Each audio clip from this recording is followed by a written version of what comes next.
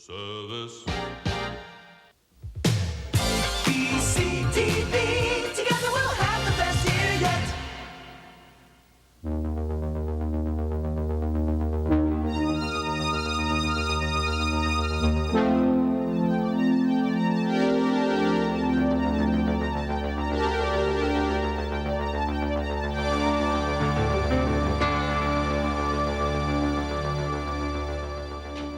Good morning, and quite frankly, I don't believe it. This is the start of my 8th year of Webster on BCTV. And by and large, it's been a ball. And it's going to be a ball again this year, with certain serious overtones, of course, because I have never been known to put my tongue in my cheek. But if I've learned one thing being off for my extended holidays this summer, I learned just how much you, the people, suffer from double talk and prevarication. This past summer has been a perfect example of political hypocrisy, double talk, prevarication, going by polls and refusing to face the people of British Columbia and Canada. If I can be serious and get the holiday spirit out of my eyes, what this country needs now is a dose of inspiration and confidence from somebody. And when I say this country, not being too alienated, I mean this country of British Columbia within Canada. We've got to get rid of this feeling of everything's down the tube, everything's gone. Because it hasn't gone and it needn't go. Expo, with all its niggling stupidities, oh, I shouldn't be making editorial conclusions already, but Expo, with all its niggling stupidities, must be a success, perhaps despite those who've been handling it, perhaps in the big scene greatly, but in the small scheme incredibly badly. And certainly we must get a feeling of confidence in this, the greatest province in the greatest country in the world. How's that for jingoism? Back to old clothes and porridge, however, and I must get back on Pritikin again because I put on 6 or 7 pounds this summer, and if anybody nags me about it, I'll belt them. I'll do it myself. It's really too early yet to give a final decision on wee Brian. Prime Minister Brian Mulroney, one of the most charming men, that's a great danger, in the entire country. But he has lost some of the goodwill, there's no doubt about that. And you'll all remember a year ago, in fact it's a year tomorrow since he took office, I think, how we couldn't get near him. This year, and I'm very appreciative of it, I'm not saying thank you very much merely because I was allowed to talk to the Prime Minister, because after all, he is only the Prime Minister. We did have 20 minutes with the Prime Minister, and we showed you a little bit about it when I was still technically on holiday. But you know, I never forget how he won that election in considerable measure, because he nailed Turner, who's not always that quick-witted, to the mast by saying to Turner, but you did have an option, sir, when it came to patronage. And then we watched the whole Tory flummery on patronage and began to be somewhat cynical about it. So when I sat down with the Prime Minister, one of the very first things I wanted to talk to him about was all the plethora of patronage appointments to good Tories with the odd independent and NDP. And a little taste just of how he responded to me and whether or not they would be any of these appointments would be rescinded. Will any of these appointments presently given be rescinded? It is. Or contracts? It could be. This applies to supply services as well as personal appointments? It could be. We have nothing to hide. I want the committees to do their work. You'll have many Tories shaking in their boots that they might lose their patronage jobs. So what? If we've made a mistake, that means that we've appointed the wrong people. I think we've appointed essentially very capable and honorable people, both Liberals and NDP and Tories. If we're wrong, we'll pay the price. He may have to pay the price, but he must be given a chance, even although his plan is only experimental, as you will find out, to respond to public unhappiness about some of the appointments, and we'll see what he does or does not do. And that's the beauty of talking to Prime Ministers. You can get them on your own record. The man who really surprised me very much when he really flipped his gasket in the House of Commons about titmice and babes and this and that was, of course, Crosbie. And Crosbie still feels terribly bitter at the media, as you will see on this little advance for my later interview with Crosbie now. This is press-generated hysteria, and in the present case, they've lynched me. Because my two sons happen to work for these two law firms, they've absolutely lynched me. They won't pay any attention to the facts or what the facts are. I'm just somebody now who's shoveling it out to my family. I've been 20 years in politics. I've lost hundreds of thousands of dollars. I've never given anything to my family or anybody connected or related to me, and I'm being screwed to the wall by an hysterical press who's just out to hang something on the government. May be true, may not be true. This year on Webster, of course, we shall cover the spot news, the major news, as it happens and breaks during our time slot, because you always get magnificent coverage from the News Hour and from Jimmy Hart anyway. And this morning we may be able to bring you the up-to-date action on collapse of two banks, the commercial bank and the other bank, Northland, I think it is, in Edmonton. So we're back in business. We are hopefully on the ball. I've got the same excellent staff that I had last year. And we'll give you 20 minutes of my exclusive interview with Mulroney, Prime Minister Mulroney, do forgive me, after the break.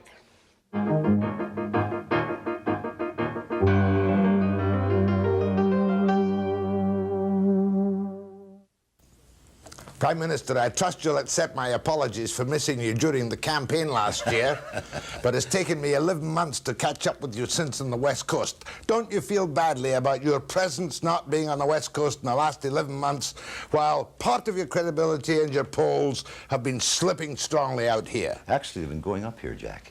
And I've just come from a meeting where there were over 4,000 people, the largest political meeting in British Columbia in a year. I think things are going well, but you're right. I wish I had spent more time here, and of course we will during the course of the next year. This time next year, a lot of the Vancouver press is going to be saying, why does this guy spend all his time here at Expo? Why doesn't he go home and do some work? So that's the way it'll work out. Well, let's be specific. One of the reasons you won the election was because of your magnificent attack on poor Turner on the stench of his patronage. Did you not fall into that same stench of patronage trap and become, do forgive me, but I must be blunt, a bit of a political hypocrite yourself in the months between? Don't think so, Jack. We announced, as you know, the appointment of the McGraw Commission to deal with this matter. I couldn't preempt the terms of reference or their timing. They brought in their report. I announced yesterday the intention of the government to totally revise the manner in which these appointments are made. To deal with lobbyists, to deal with conflict of interest, to deal with nepotism and so on, and a major package of reform that's already been announced. It will be introduced.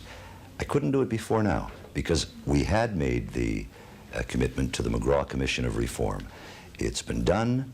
I should tell you, moreover, that the fact that appointments have been made in this period doesn't preclude those appointments from going before the Commission at all. You said so. I want it open. I want the people to have a say, and I want the appointments to be done above board. Every appointment made by this government can be reviewed. That's right. Does that include the straight patronage appointments, the appointments made under order and councils? Absolutely. Well, might you go back over some of them, or might the committee go back over and say Joe Clark's brother shouldn't have got this, or Michael Wilson's brother-in-law shouldn't have got that contract? Absolutely. Or John Crosbie's son shouldn't even have been inadvertently named as recipients? I think that in all of those cases that the committee or the committees of the House and in others, committees of the House can feel free to go back and take a look at them and to slap us hard or lightly if they think we've been wrong, and I hope they'll acknowledge if we've been right.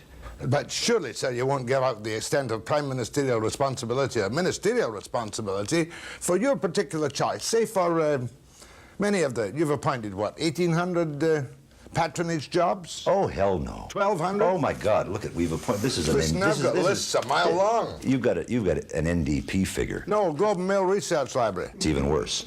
And I say that with affection. Whimsically. Yeah, whimsically. But some seriousness. In point of fact, we've made those appointments that we've had to make.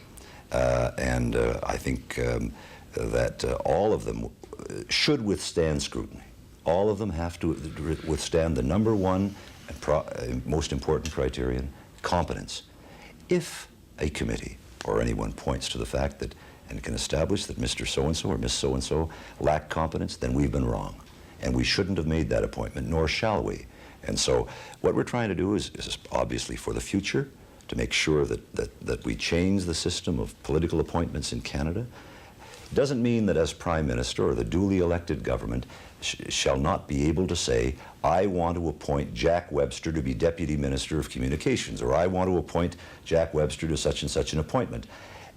The government retains the privilege of appointment, but we must subject that to a review to make sure that Mr. Webster or whomever is competent and meets those criteria. But right now, sir, you know as well as I do there has been family connections, family involvements, and I'm not saying nepotism, although you said you wouldn't stand for nepotism. That's right. Surely the tradition in Canadian politics, Liberal and Tory, is to reward their friends and fire their enemies the moment they get into power, perhaps regardless of the competence of the individual. Well, let me make, Jack, a flat statement that if you can disprove, I invite you to do it. I can tell you that, first of all, I don't believe that's the case. Has been a tradition. No, it's been a tradition, agreed. But let me just tell you this. I think it's true for me to say that in 10 months as Prime Minister, I have made more NDP, Liberal, and non-conservative appointments than any Prime Minister in the history of Canada. I have made more in 10 months than Mr. Trudeau made in 16 years. So I think there's room for the best of NDP, Liberals, Conservatives, so-creds. Our appointment procedures should in many ways reflect the country, what's good about the country, and our multicultural dimension, our minority dimension, our linguistic thing. That's what we're trying to do. But this is a very important matter of public interest, because patronage is one of the things on which you've taken a bit of a backstreet kicking. I think you'll agree. I agree with that. Is the position now that if a cabinet minister's brother-in-law wants a contract that applies for a contract, that appointment will go before a review committee before you pass the order in council? No, I think the position, I'd want to think that through, but I think in that case that you're raising, Jack, that he would not get an appointment. Will any of these appointments presently given be rescinded? Or contracts? It could be. This applies to supply services as well as personal appointments? It could be. We have nothing to hide. I want the committees to do their work. You'll have many Tories shaking in their boots that they might lose their patronage jobs. So what? If we've made a mistake, that means that we've appointed the wrong people. I think we've appointed essentially very capable and honorable people, both Liberals and NDP and Tories. If we're wrong, we'll pay the price. Now, for instance, Stanley Hart, the new Deputy Minister of Finance, if this situation comes into effect soon, and it will, won't it? Mm-hmm.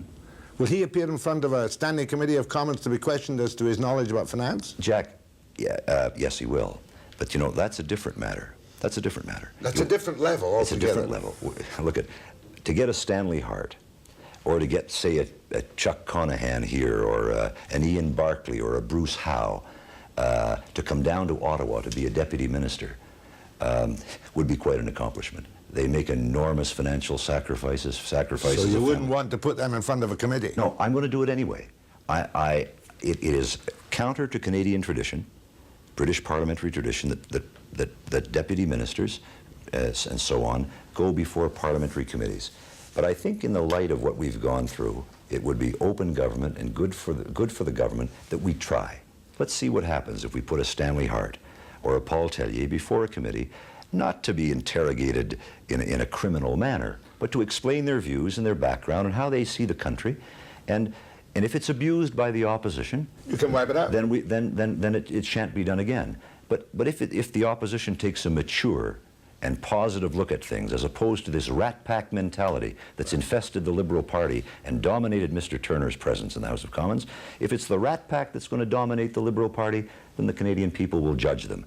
But if they're going to be open and mature and cooperate, then I think it's good for Canada, and it's good for people to see who we're appointing. If I may, as a reporter, say, well said, and we'll watch you like a hawk in what you have just said. Well, it could work, I suppose. It's possible. I think, Jack, it means not to nag you, but it means that some people presently with appointments or contracts could be in jeopardy. Could be. That's a terrific answer for a living live Prime Minister. Well, I didn't expect you'd go that far tonight. Well, I think we've made if all of these things that I talked about today and announced today fall into place, including the registration of lobbyists, the registration of foreign agents. You want to know who's paying them, how much money they're getting? I want to know who's paying them. You mean people like that National Coalition for the Citizens? You'd want to know all their background? Well, it could be anything. But, Jack, let me put it to you this way. Mr. So-and-so or Miss So-and-so in Ottawa comes to see a deputy minister or a minister or somebody else purporting to speak on behalf of a group. Who is the group? How much is the group paying them? Because that impacts on the commitment of that individual. What if the group is paying this person $100,000 a year?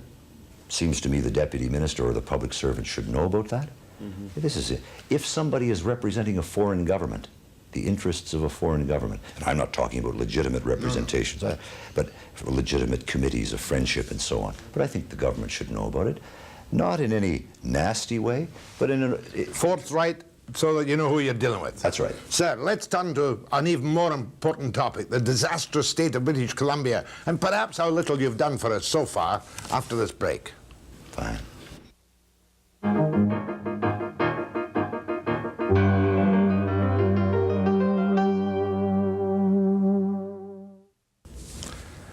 Prime Minister, one of your pledges was to get rid of Western alienation. I think I can say honestly, without my usual hyperbole or exaggeration, that we feel even more deserted in the past 11 months. Ontario has 8% unemployment.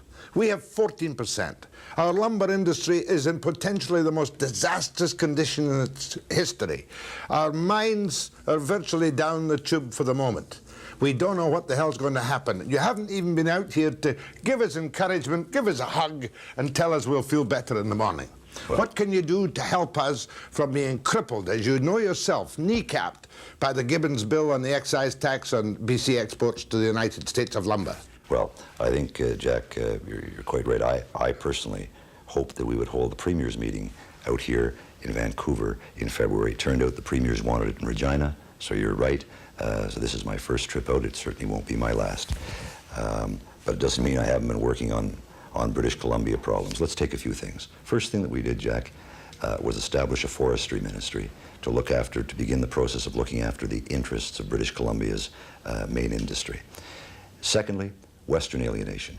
We appointed, I believe, 13 powerful Western cabinet ministers to 13 or 14 to the government, including at one point in time at least half of the members of the P&P committee, the most powerful focal committee of cabinet, formed of Western Canadians. British Columbia, which formerly had no representation, John Fraser, Pat Carney, Tom Siddon, the first two members of P&P. Western Canada is very much present.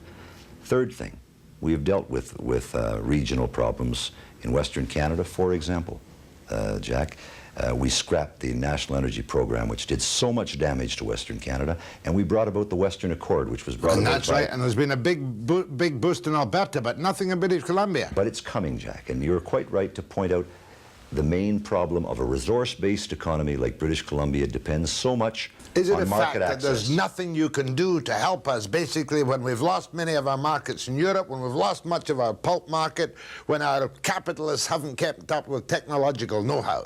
Is there really nothing you can do to help us except protect us from American tariffs? Yes, there is something that we can do, and there's something that we must do, and it's on the trade side. One of the reasons why I've worked so hard and taken a lot of flack, including a lot of flack from Mr. Turner, to try and rebuild our access to the American market is because of British Columbia jobs. We have 3 million jobs in this country which depend upon secure access to market. The Liberals and Mr. Turner seem to think that it doesn't matter, that you can say anything you want about the Americans, that you can imperil your relationships, that you can savage them every day, laugh at them, ridicule them, and then say, I want to trade with you. That's not the way life works. What we're saying, we're not subservient, we're not servile. We're a national state, and we're saying that countries or parts of the country like British Columbia demand secure access to the American markets. Gibbons, things like this are a threat. We have talked with President Reagan, I've worked it out, you've heard him say it as a result of the Quebec summit, that he will veto legislation of that kind that impinges upon British Columbia's growth, upon this kind of access to markets.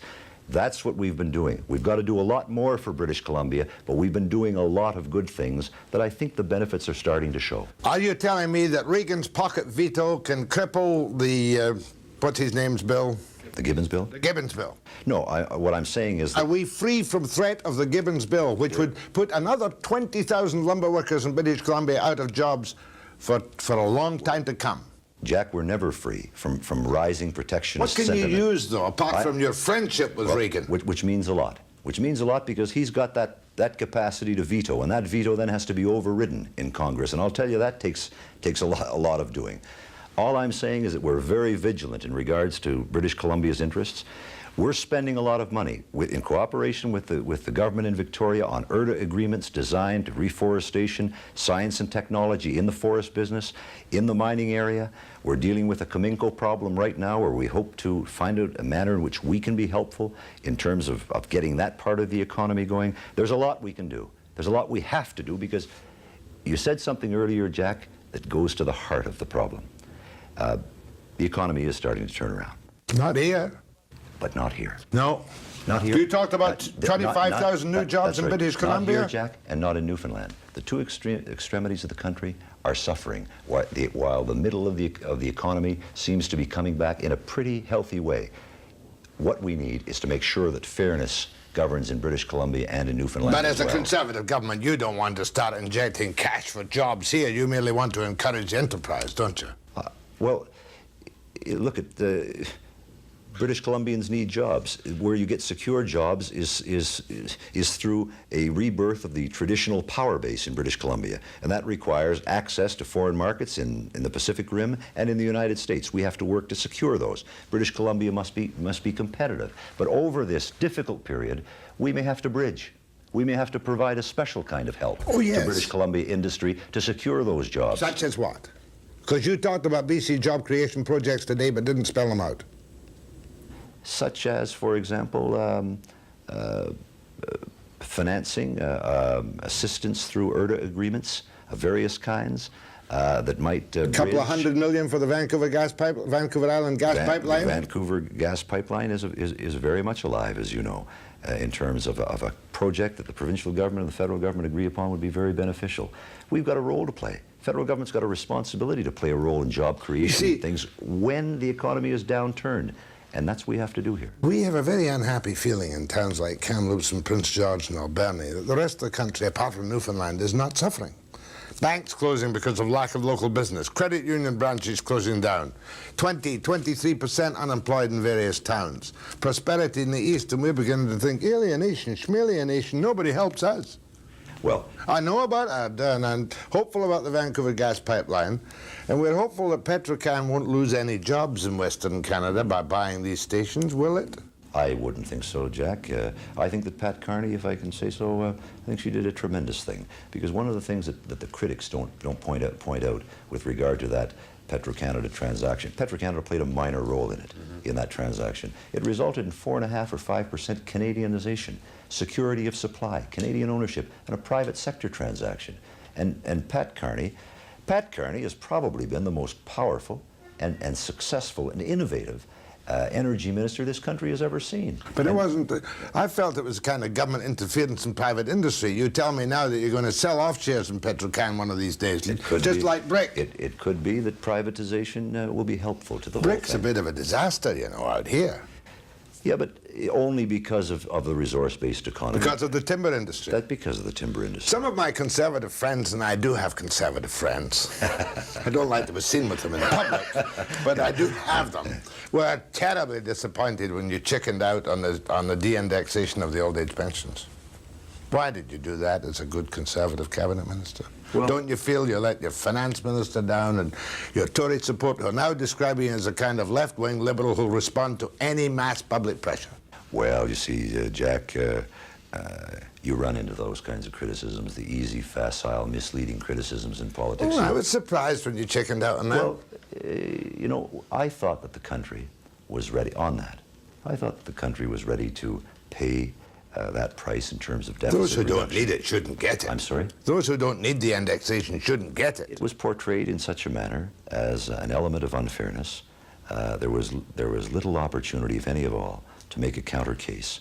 It was obscuring the genuine accomplishments of the budget and the genuine thrust of the budget, and there was an element of unfairness about it that was not intended. So what do? Do you let it fester? Do you let it rot? Or do you deal with it? Jack, we never said we were perfect. I never said we had all the answers. We came in, and rather than give people the finger, we gave them a hearing, and we changed our minds. I don't think that that's a sign of weakness. I think it's a sign of maturity and strength. One final question. South Africa, you're quite tough. You're going to take a tough line against the South Africans? I think so.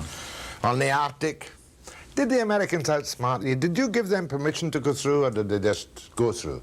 They didn't outsmart us at all. I think I've said today that the Arctic is ours, lock, stock, and barrel. And anybody who purports to claim or suggest the contrary is indulging in an unfriendly act. We own it. It's ours, and we're going to defend it. My thanks, Prime Minister Mulroney. Thank you, Jack. It was certainly a good form. He answered some questions. I was surprised by his fair directness on patronage, but on the economy of British Columbia, he wasn't much help to us, I think I can say without fear of contradiction. Next, we're going to have a session with a guy who flipped his gasket a number of times on the patronage issue, a guy who didn't get the big job, a guy who perennially handles our much-vaunted hooker problems in Vancouver. Crosbie after the break. No, Mr. Speaker, this is not a question of conflict of interest. This is a question of honour and integrity and whether you can be in public life without having scum splattering you with the mud. Either the guidelines apply or they don't apply. You want to impugn my integrity and you try to question someone else. Here I am, brother. Come and get me. I'm ready for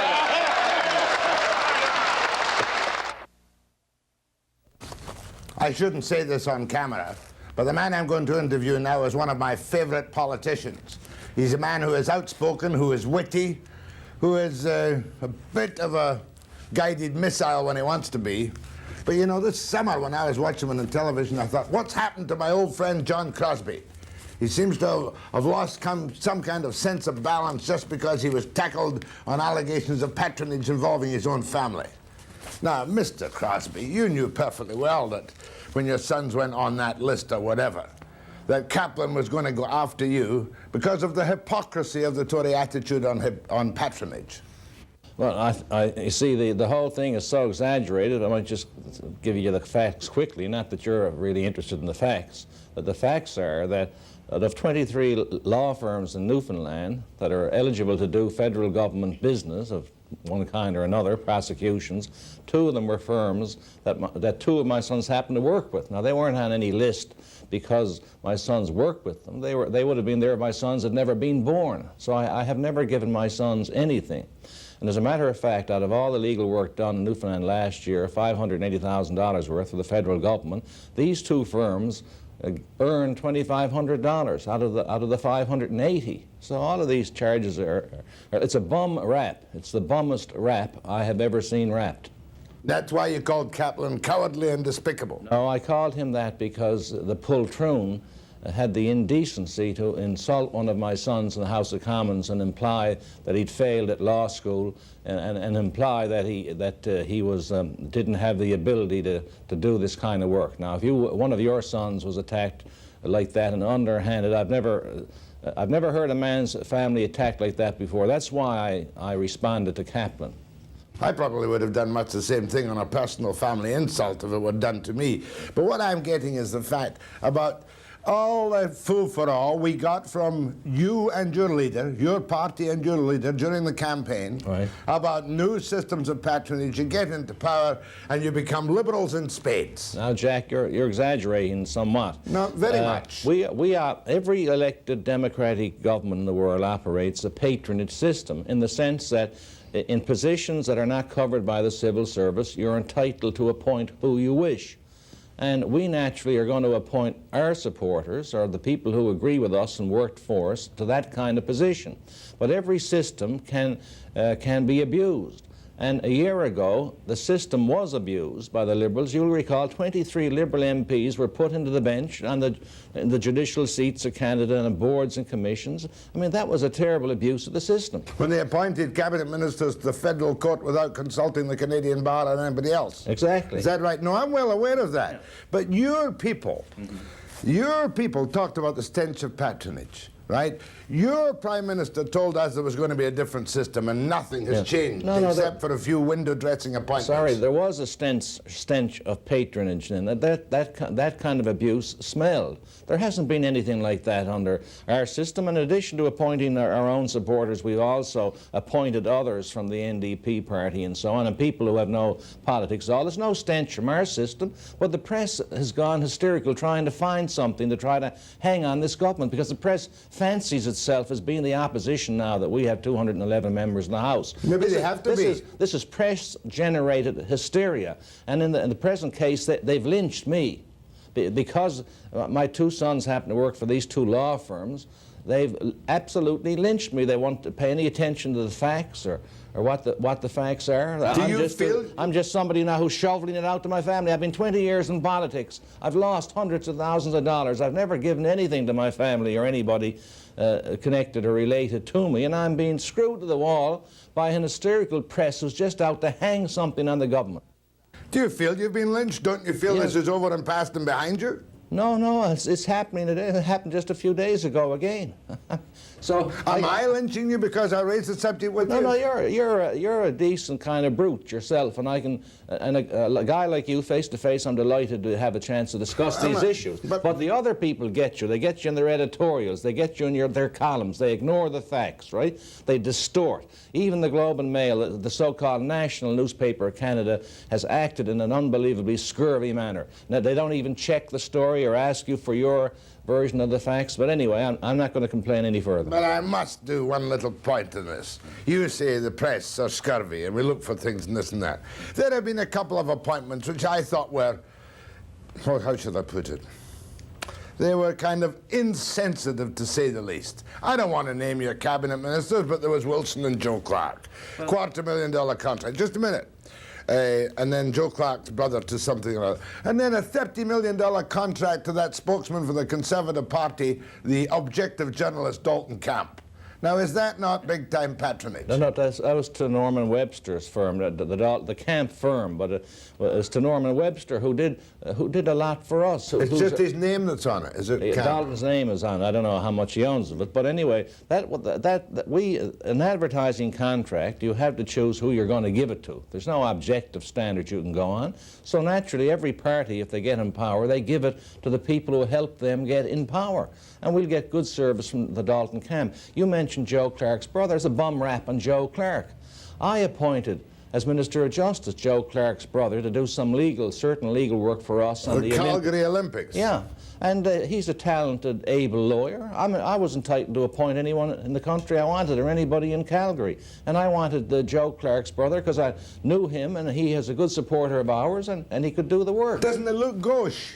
Well, as it turns out, because of the distorted or twisted way in which it's been approached, yes, you can see it's politically damaging. So from now on, our relatives have had the gears. It doesn't matter how talented they are, how able, they won't be able to get anything. Quite serious, therefore. Surely that is should be a basic rule of conflict of interest applying to the relatives of cabinet ministers or top government officials. Look, let's be clear about this.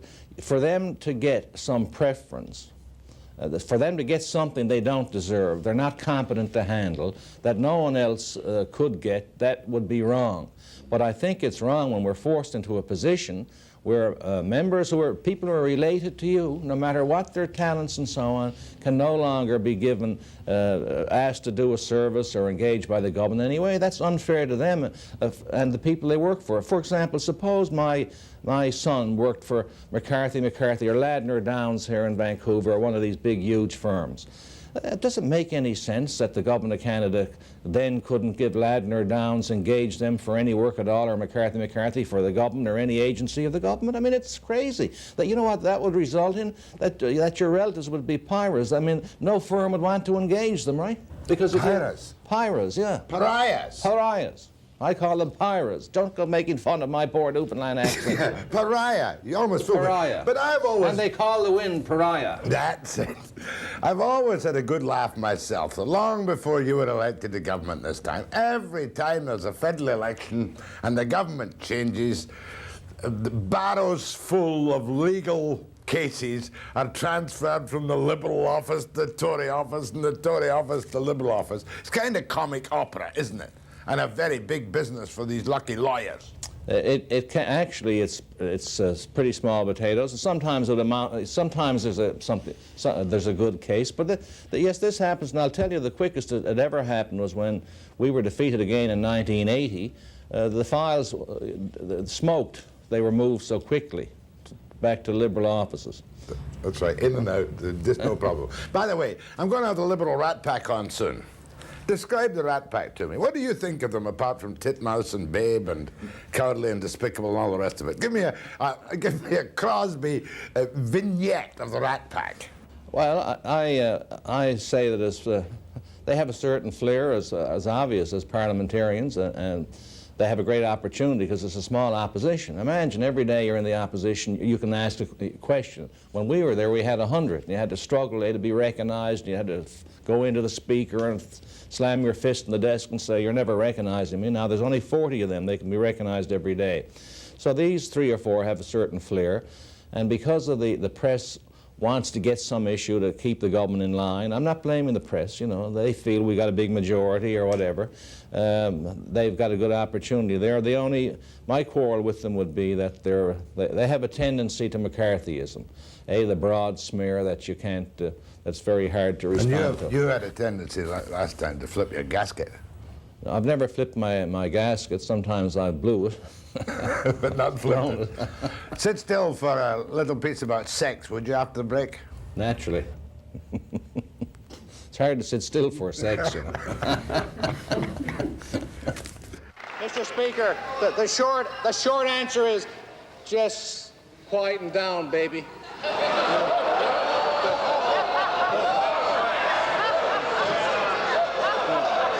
In other words, cop out.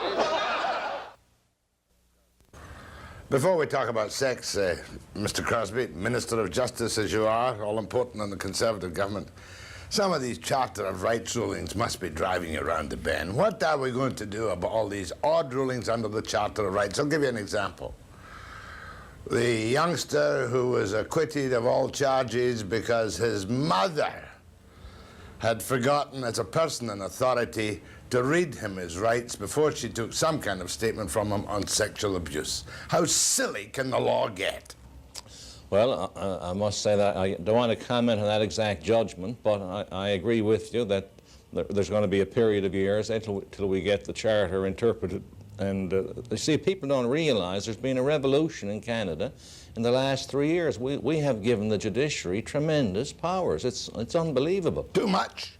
Well, some people would think that, and it's going to depend on the judiciary adopting self-discipline and certain limits. Now, in all those cases, there is a formula under the Charter, you know, that you look at society, what's viable or what's right and proper in a free and democratic society. That's the general phrase that you can use. So silly results can be avoided if the judges are careful and develop precedents and rulings so that will carry out what can be done in a free and democratic society. Do you and the provincial attorneys generals have to take each one of what are, to me, these silly decisions through to the highest, through the courts until you get a reversal? Yeah, well, that particular decision you've mentioned is being appealed in Ontario. So we're going to have some decisions that appear to be silly or lead to a poor conclusion. I've spoken that to the judges myself earlier this week. So we've just got to wait till it's interpreted. And we've had other decisions, of course, that are very good, but we're in a whole new world. I mean, the judges now can tell not only the legislature, but cabinets what they can do and can't do. That's the effect of a judgment several months ago by our Supreme Court of Canada. We are moving closer and closer to the American division of powers, and we're moving away from the British parliamentary system. Absolutely. Where the MPs made the law. That's quite true. And we are totally committed for this. Nothing can be done. We cannot turn back the clock now, can we? Oh, no, only if, you know, if the Constitution was amended, and you know how unlikely that's going to be. No, we're on this course now, and there's no turning back, I don't think. Are you happy about the course? I was always a proponent of the parliamentary system, but I supported the Charter, and we'll just have to see how it develops. I mean, I'm supportive of it, but it's going to take us 10 or 15 years to develop so we really know what the Charter means. One other little thing is, perhaps I shouldn't even raise it, but I noticed another decision whereby where an undesirable presents himself to Canada now, the court decisions are that that undesirable person can stay in the country and have the right to appeal to the highest courts in our land. So conceivably, we have suspected terrorists, we can't even get them out of the country until they've been to the Supreme Court of Canada. Is that not crazy? That's certainly a problem, that the courts are lean towards individual and human rights, and if a person gets within the boundaries of Canada, they protect them. So it's going to make it more difficult for us to control who comes in and out of Canada, all right. You can amend that if you want to, can't you? You can change that. We can amend the law, but I mean we have to correspond. We can make all the amendments we like, but if the courts find that the amendments don't correspond to the Charter or what the Charter calls for, they're invalid. Let me turn to that Hardy annual in the city of Vancouver.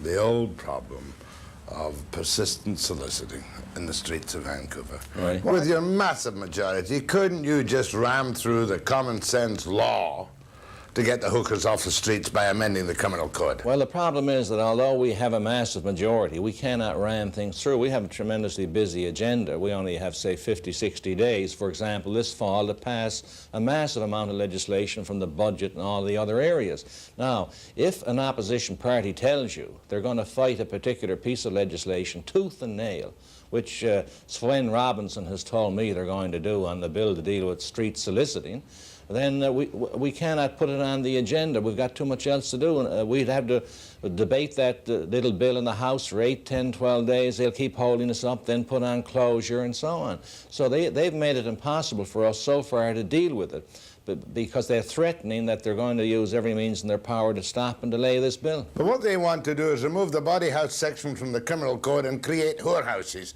And I'm quite sure that no major part of this country is yet ready for the establishment of what is in effect whorehouses. No, I think that's true, but we want to deal with the nuisance of street soliciting. The neighborhoods and the public deserves to control the streets. And we have certain areas in this country where the municipal authorities and the police don't control the streets any longer, or the people who live in the neighborhood don't. That's what we're trying to cure. In fact, we have an injunction from the Chief Justice of the Supreme Court of British Columbia, which is very effective but quite incredible, in which he bans a certain area of Vancouver to hookers.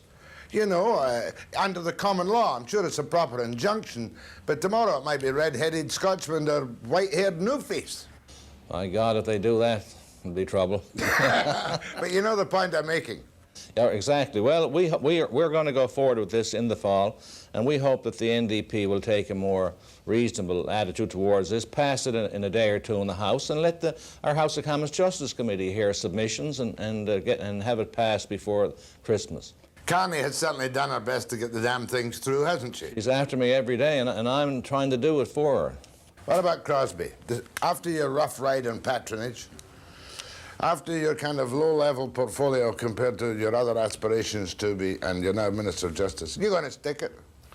Oh, I'm certainly going to stick it, yeah. I'm enjoying the justice portfolio. We've just had the busiest year in legislation through the House in this area ever. We got major reforms of the divorce law that we hope to pass in October, and there's lots of interesting things to be done, so I certainly intend to stick around for a while, yeah. Don't look for a job for me. I'd hate to be involved in any accusations of nepotism, patronage, or friendship. I've heard a rumor that the Prime Minister is going to put you up in the Senate as a final indignity for that institution to bear. You can't help but like Crosbie. I don't care what your political views are. We're so short of men of quick wit and fiery temper in the House of Commons. First day back.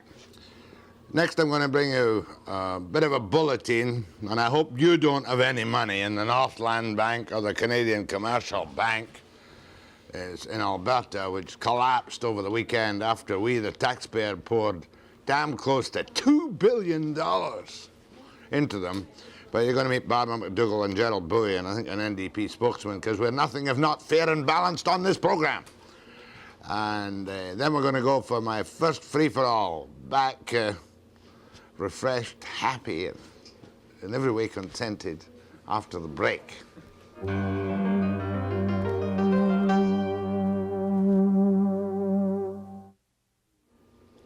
quite a shock for many Canadians to learn that the Canadian Commercial Bank and the Northland Bank had collapsed over the weekend. And it looks like the Canadian Commercial Bank is going to be out of business altogether, whereas the Northland might well be able to survive with help.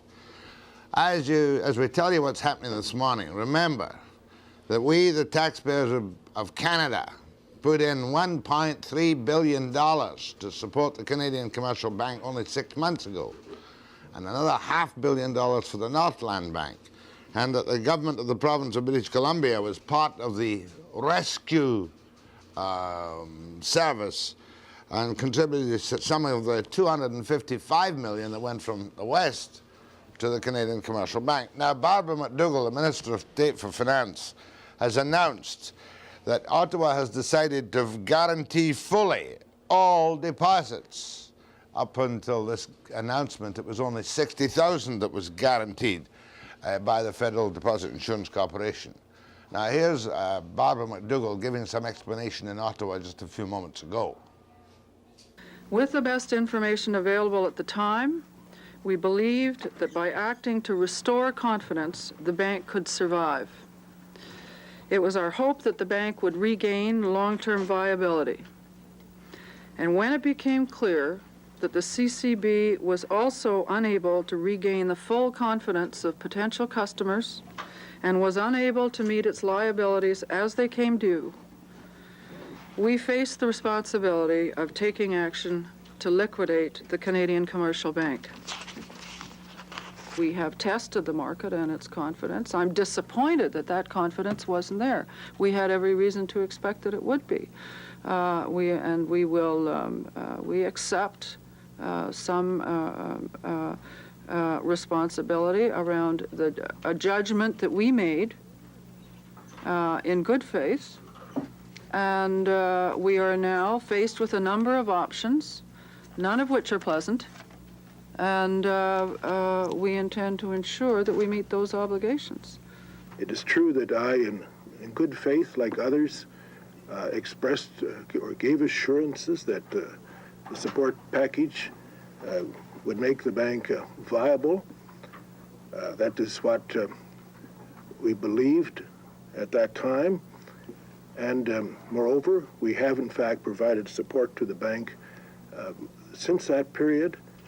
We haven't abandoned it. We advanced money to the Canadian Commercial Bank as recently as Friday. So we did everything we possibly could. It strikes us as wrong, quite simply wrong, that the government is prepared to bail out the owners of capital, of cash, of deposits with the CCB and the Northlands Bank, people who had more than $60,000 deposited at a time when there's 1.25 million Canadians unemployed, and they certainly don't get the same kind of preference from the government.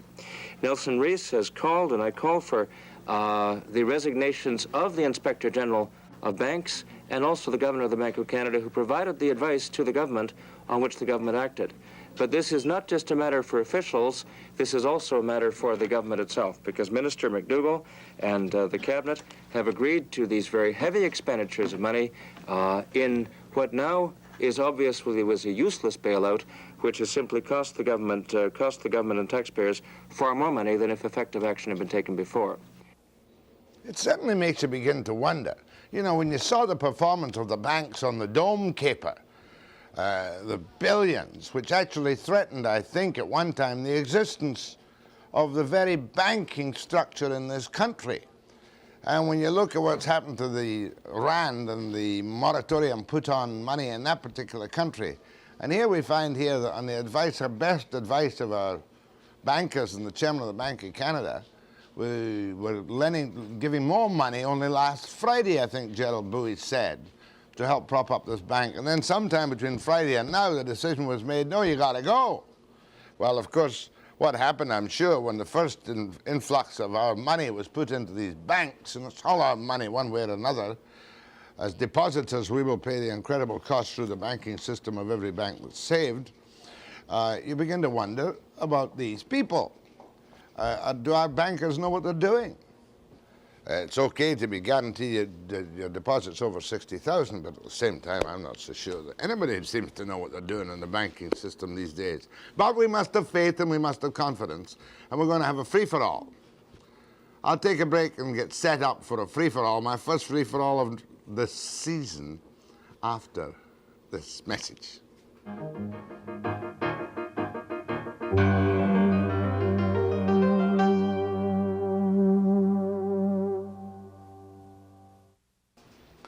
Later on, I must tell you what happened to me yesterday in probably one of the best days of my extended vacation. But let's go to the phones and we'll just take what comes. Please be outspoken and talk about what you want to talk about. Go ahead, please. Oh, good morning. Morning. Welcome back. Thanks. Your man, Steve Wyatt, was out here and did a little bit of a show here 2 weeks ago on the Postal Service. On the which? Postal Service, the post office. For the news.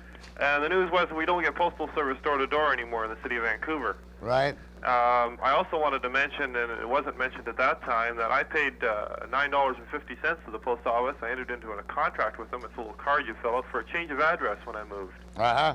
I changed my address, but I don't get door-to-door at the new address. And that was a 600% increase that the post office is charged now. Well, if you paid $9.50 and you don't get the service, you should get your money back, shouldn't you? Right. Well, they won't give me my money back. I've asked for it on 3 occasions, and all 3 occasions they've refused to give me a return of my money. The post office is the only company in Canada that I know of where you pay for your services in advance and hope you get the service. Well, somebody quit while I was away, a fellow called Warren, I believe. Hold on, please. Or rather, thank you very much, hold on. Don't hold on. I've got a new board this morning, a very fancy, high-tech board. I have no faith in new things, but we'll see what happens. Go ahead, please. Oh, I'm on? Are you speaking from Seattle? Yeah, that's right, Seattle. Seattle, Washington. Yeah, just right next to... I know precisely where it is. What? I know where it is. Oh, okay. Yeah, I was wondering, since I sent you that cup, I was wondering what you thought about it. Did you like it, or... You sent me what? A kid? No, a cup. You know that one that says Journal American on it? Oh, yeah, Journal American, and you wanted a Webster cup? Yeah. As soon as we get a new supply of Webster cups, sir, you shall have one, and thank you for your dedication and devotion to this foreign broadcast which invades your territory. Thank you. Yeah, I kind of like your show a lot. I like Canadian television. I can't hear you. I like your show a lot. I like Canadian television. Are you still there? Yeah? No, I got the wrong one. Hello? This is going to be troublesome this morning. Hello? Go ahead, ma'am. Okay, Jack, it's, I'm calling you regarding another human resources blunder. Are we there? You're there. I can barely hear you, but you're there. Okay. We have a handicapped daughter. Uh-huh. And human resources have made us take her home.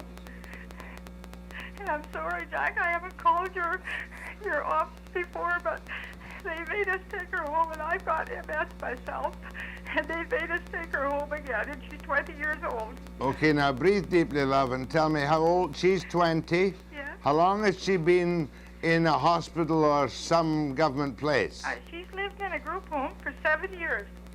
And you've got MS? Yeah. And did you have any choice about taking her back? No.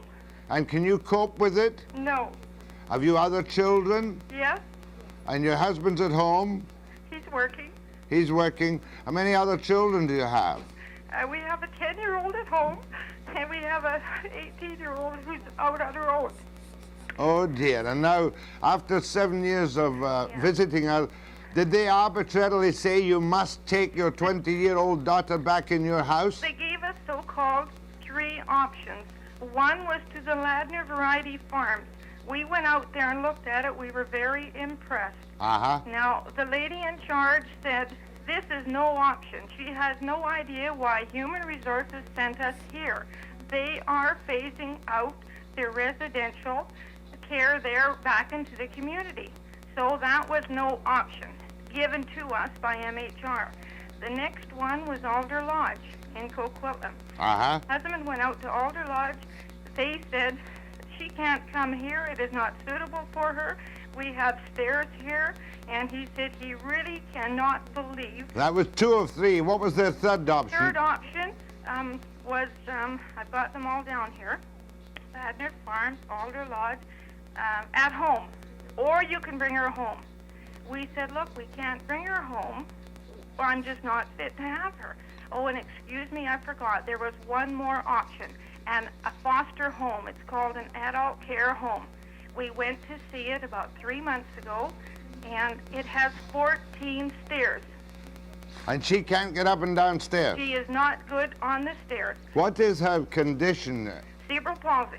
She has cerebral palsy. Yeah. Well, I'll tell you what we'll do, love. We'll look into it for you and get back to you as soon as we can. Now, Our doctor has wrote a letter as well in our favor, saying it's very preposterous to even think of... how long have you had her back now? Well, it's only been from Thursday. Okay, hold on a We've second. to see a lawyer. What's your phone number off the air, my dear?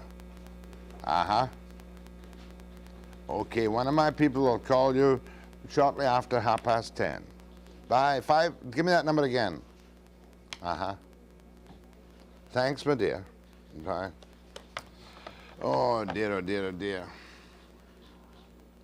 Go ahead, please. Good morning, Jack. Morning. I'd like to return to the bank situation. Yes, please. One of the basic changes that occurred, and I forget which year it happened, was the allowing the banks to expand their business into the mortgage field and allowing the trust companies to take funds on deposit. Correct. It's a basic principle that if you borrow on a short term, if you receive deposits on a short-term basis and you loan them out on a long-term basis, at some point you're going to get into serious trouble.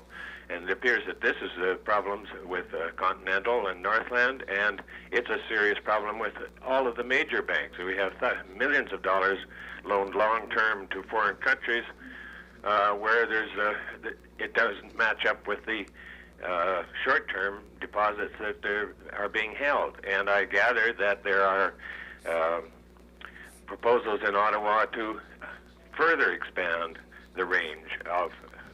Well, what worries me about what you say, which I know to be a fact, is that to give the banks back an exclusive monopoly in lending and whatnot would be quite disastrous.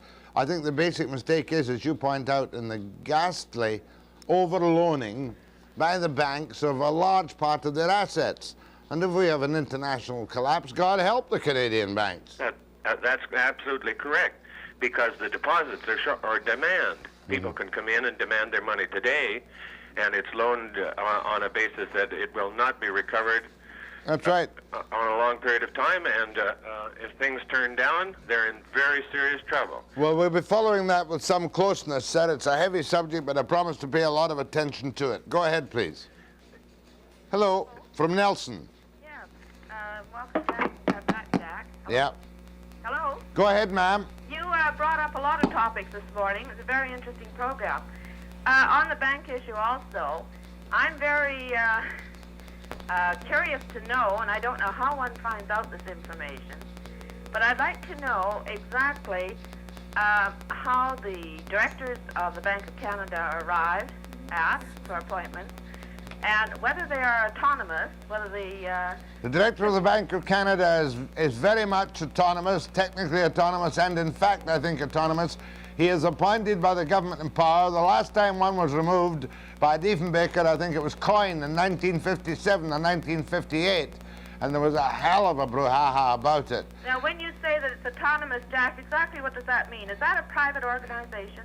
No, no, no, it's a public corporation, the Bank of Canada. He makes the decisions as to money supply and to prime rates and interest rates as far as the Bank of Canada is concerned. Yeah. But, of course, he can, in fact, be told what to do by the Minister of Finance in the final analysis, and if he doesn't do it, he can be removed. There's no doubt about that. I understand that, and it's the same thing with the Federal Reserve Board in the state, Vulcan. completely autonomous, but they're both involved together. They're the so-called autonomous. Yes. Thank you, ma'am. More calls to Webster. First free-for-all for 1985-1986 after the break.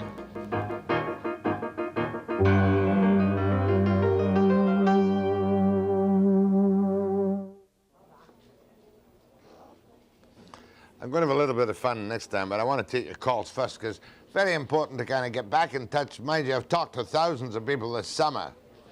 Some of them were always nice to me, some of them weren't so nice to me. But I got to know what you're thinking about. Go ahead, please. Oh, welcome back, Jack. Thank you. How was your holidays? Great. Oh, it's super. I'd like to make a comment about the Expo site with that ugly hockey stick they got down there. Have you seen it?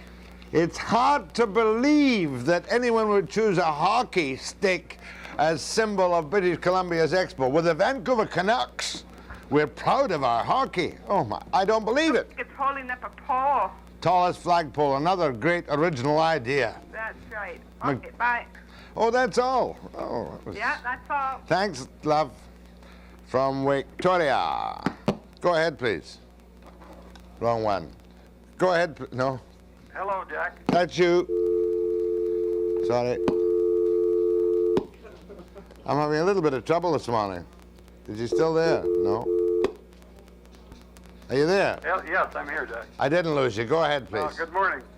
I just wanted to go back to this conflict of interest with these conservative people.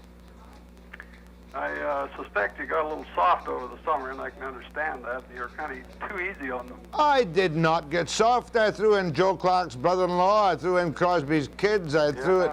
Yeah, but they manipulated you a little bit. Not manipulate. That's what I said off the top of the program this morning. Everything that Mulroney said becomes experimental and subject to the behavior of the Rat Pack. If the Rat Pack are nasty, all his patronage vetting will go out the window. But I'd like to know whether there's a conflict of interest rules there, and why don't they use them if they're there and stop this nepotism and. The Trudeau conflict of interest guidelines were so confusing that they weren't usable. They have reissued the conflict of interest guidelines, and they're not any better. You heard the Prime Minister tell me this morning that appointments could be rescinded. It could be, let the chips fall where they may, and all the rest of it. I don't expect to see it happen, but at least we impressed on them the fact that people in Canada are pretty disgusted. I mean, Joe Clark's brother-in-law is an Olympic lawyer, and there was some real blatant, what I regard as blatant conflict of interest. And one of these two people, I can't remember if it was Crosbie or Mulroney, tried to tell me that they didn't reward their friends and fire their enemies. You and I know they reward their friends and fire their enemies at the first possible opportunity. That's right. It's double talk. I'm telling you about it. And they have to stop this. You know, people like myself voted for them, and I don't know whether you did, but no. It would appear as though you may have, but it doesn't matter. But what do you mean it would appear as though I may have voted Tory? What you're doing. You know, it's not fair. I put it straight to him that it was a stench of patronage, the same as the Liberals, and you and I both know it's a stench of patronage, but that is the Canadian way. Well, look, Jack, he said he's coming back, and I expect you to go for his jugular if he doesn't stand. You cannot use four-letter language of the Prime Minister. Pardon? You cannot use four-letter words of the Prime Minister. Thank you very much. Okay. Bye. Oh, it's great to be back. Go ahead, please. Good morning, Mr. Webster. Morning, sir. I'd like to talk about the banks again, and I'm wondering who regulates the charges that the banks put against the people. I had an instance where... They do. They do. Well, I'll give you an example. I put an RHOSP, which I thought was something to do with the government me regarding taxation. It was. And I put $1,000 in for one complete year. Just before the end of the financial year, put another $1,000 in, withdrew it, and at the end of that, received $1,998. Pretty incredible charges. You mean they stole $2? Oh, yeah, after a year. Not bad. Not bad at all. And I'm just wondering, you know, like, people don't realize how we're getting ripped off by these, especially big ones like Bank of Montreal, if I may put in a name. Sure. And are you worried about being ripped off for your $2? Well, not so much worried about that. I find it. I'm going to withdraw all my accounts from them because I think they're thieves. Oh, you mean you got no interest in your RHOSP? Not after they made charges for canceling it and putting it into my home. You know, once I withdrew it out, there was no interest payment whatsoever. I ended up $2 less than what I started off with. You have to make a better case to me. Maybe I'm stupid this morning, but thanks anyway. Go ahead, please. Oh, yeah, I'm just calling about the medical and dental that the Ministry of Human Resources can't really supply the people. Can't hear you. Yeah, well, not everybody gets MSP, Medical Services Plan. Oh, yeah. Not everybody gets dental. The best dental plan in British Columbia is the BC Government Employees Union. Yeah, but see, in other cases where people, they aren't working and they want to get the work done, welfare will only pull a tooth or they'll get a temporary filling put in. Bennett said at one time that you can't afford to put in a dental plan. They put in one for children, and I think they withdrew it. Uh-huh. But see, it's the medical suppliers that make the money. It's not the dentist. Don't talk to me about dentists making money. Of course the dentists make money. Not so much as he used to, but, I mean, it's a great job because, you know, you're a professional, you're a dentist, you're a man of standing, and you can... If you're an orthodontist, you retire after 6 months' work. Oh, yeah. But it's the dental suppliers that make the money. It's not the dentist. We'll go into that sometime. Sure. After the break. You bet. Bye. Bye-bye.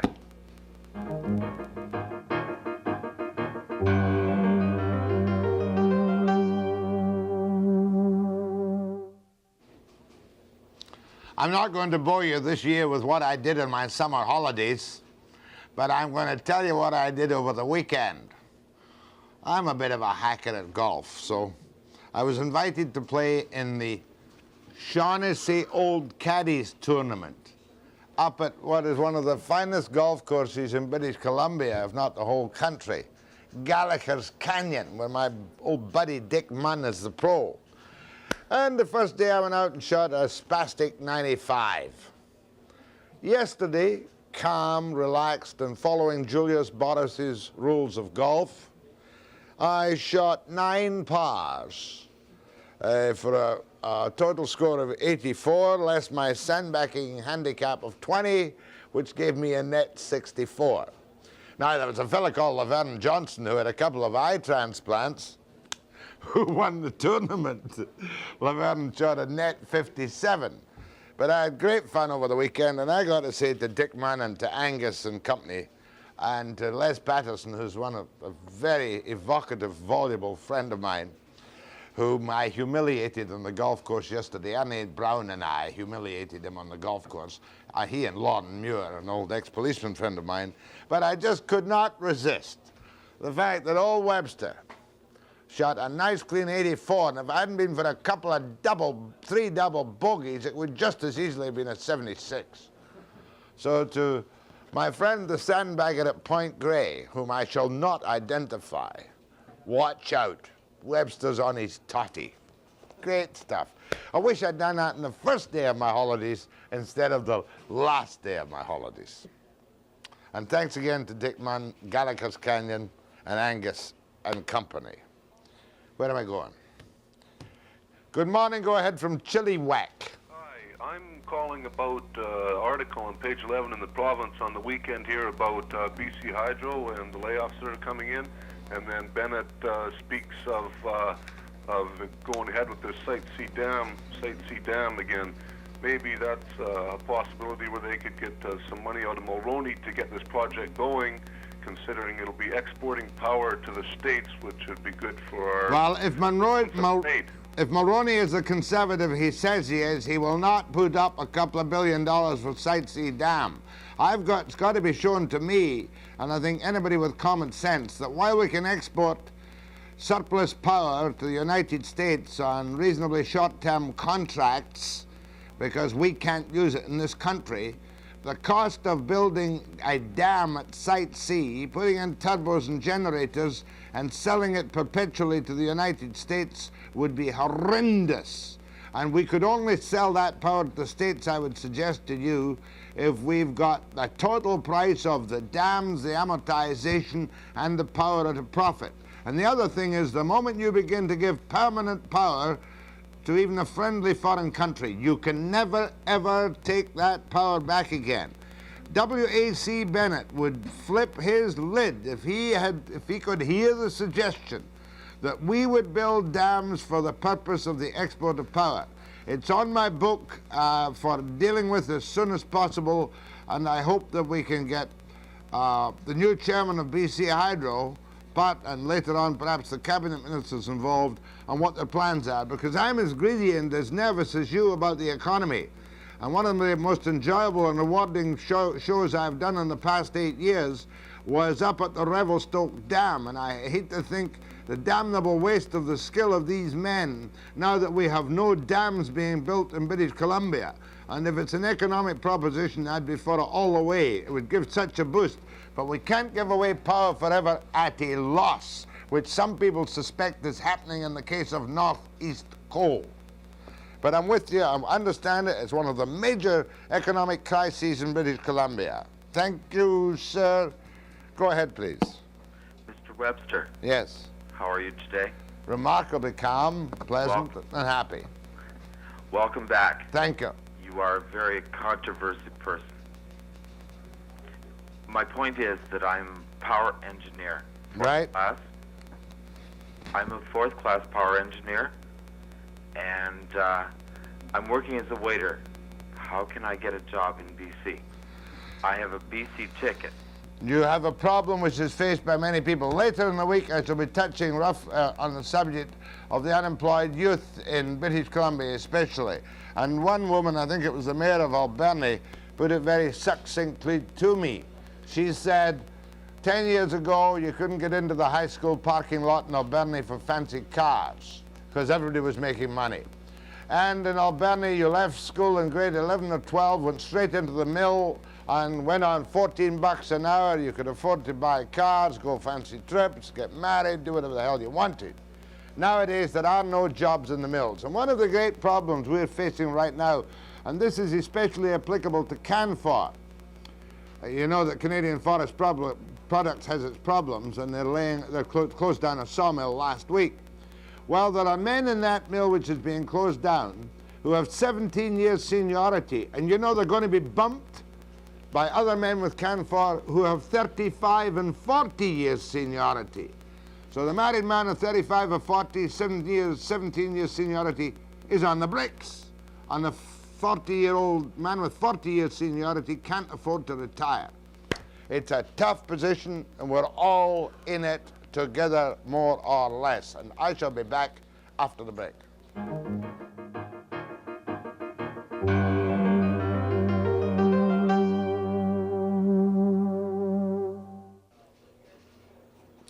As I said off the top of the show this morning, I'm all in favor of Expo. I hope it's a smashing success. God knows we need it.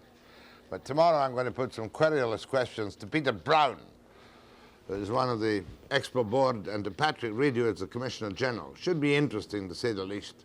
I'm going to try and have a free-for-all, too. Tomorrow at 9 a.m. precisely.